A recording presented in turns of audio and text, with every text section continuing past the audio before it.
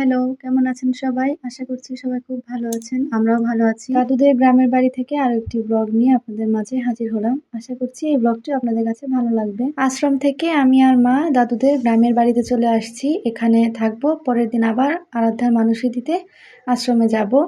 এই তো খুব সকালে ঘুম থেকে উঠেই একটু রোদ দেখছিলাম। পাশেই যেহেতু নদী, এই রোদটা দেখতে অন্যরকম ভালো লাগে। আর গ্রামে কিন্তু অনেক ঠান্ডা পড়েছে। দাদু দিদা তো আশ্রমে আছে, তারা আমাদের সাথে আসেনি। আর আমি আর মা কি রান্না করে খাবো? পরে পাশের বৌদি এরা রান্না করতে দেয়নি। তারাই আমাদের জন্য সকালে আয়োজন করেছিল। বৌদির বাড়ির তুলসী ভিটাটা অনেক সুন্দর আর চারদিকে শিউলি ফুল পড়ে থাকে। এই যে দেখেন গ্রামগঞ্জের কি সুন্দর সকালের আয়োজন। গরম ভাত, বেগুন ভাজি, পুঁটি মাছ ভাজি, মূলা দিয়ে পুঁটি মাছের তরকারি আর ডাল। তাদের আতিথেয়তা এবং তাদের বাড়ি দুটোই অনেক সুন্দর। আমি একটু পিহুকে নিয়ে রোদে বসছিলাম।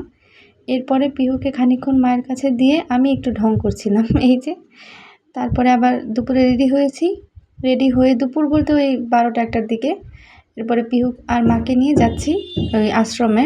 আজকে পিহুর মানসী দিব। আশ্রম আর দাদুদের গ্রামের বাড়ি, এই গ্রাম আর ওই গ্রাম, মাঝখানে শুধু একটা নদী দেখা যায়। নদী যদি নৌকা দিয়ে পার হওয়া যায় তাহলে হাঁটা পথেই যাওয়া যায়, আর যদি নৌকায় না পার হই তাহলে অনেক ঘুরে একটু ভাড়া বেশি দিয়ে অটোতে বা ভ্যানে যেতে হবে।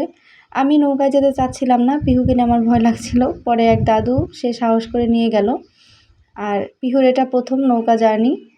যাই হোক, আমরা এপারে এসে হাঁটবো কি একটা ভ্যান পেয়ে গেলাম, ভ্যানে উঠলাম। আগে ছোটোবেলায় আসলে এই ভ্যানে ওঠার জন্য পাগল হয়ে থাকতাম, কারণ আমাদের মানিকগঞ্জে তো ভ্যান নেই, শুধু রিক্সা ছিল।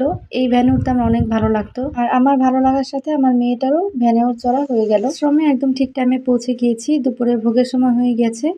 যেহেতু আমার মেয়েটার মানুষই ছিল, ওকে দিয়ে আমি ভোগ দিব, এর জন্য তারা অ্যারেঞ্জমেন্ট করেই দিয়েছে। আমি শুধু ওকে একটু ছোঁয়াবো। সে কি কাণ্ড, সে কোনোভাবে এখানে নামবে না। যাক, কোনো মতে আমার মা একটু হাতে ছোঁয়া দিয়েছে।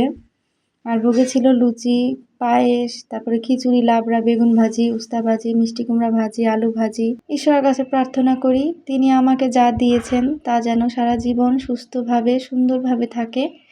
আর তাদেরকে কোটি কোটি প্রণাম জানাই আমাকে আমার জীবনের শ্রেষ্ঠ উপহার পিহুকে দেওয়ার জন্য।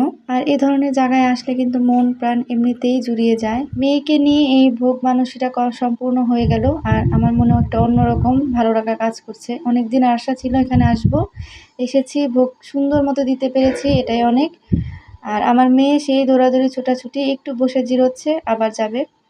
যাই হোক, আজকে আবার একটু মেলায় যাই। সেদিন আপনাদের মাটির জিনিসগুলো দেখানো হয়নি, আসলে আমি ভিডিও ক্লিপ নিয়েছি, পরে দেখি সেটা হয়নি।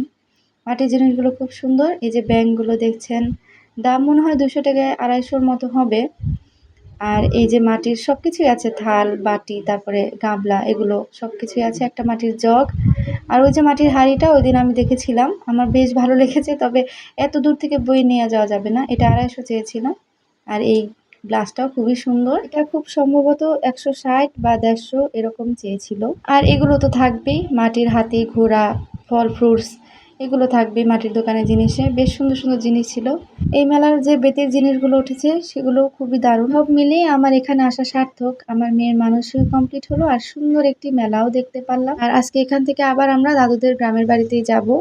একটু সন্ধ্যা হয়ে গিয়েছিল, তাই একটা অটো নিয়ে একদম রিজার্ভ চলে গিয়েছি। যাকে আজকের ভিডিওটা এখানেই শেষ করছি। সবাই ভালো থাকবেন, সুস্থ থাকবেন। ভিডিওটা কেমন লাগলো জানাবেন, ভালো লাগলে একটি লাইক দিবেন। টাটা।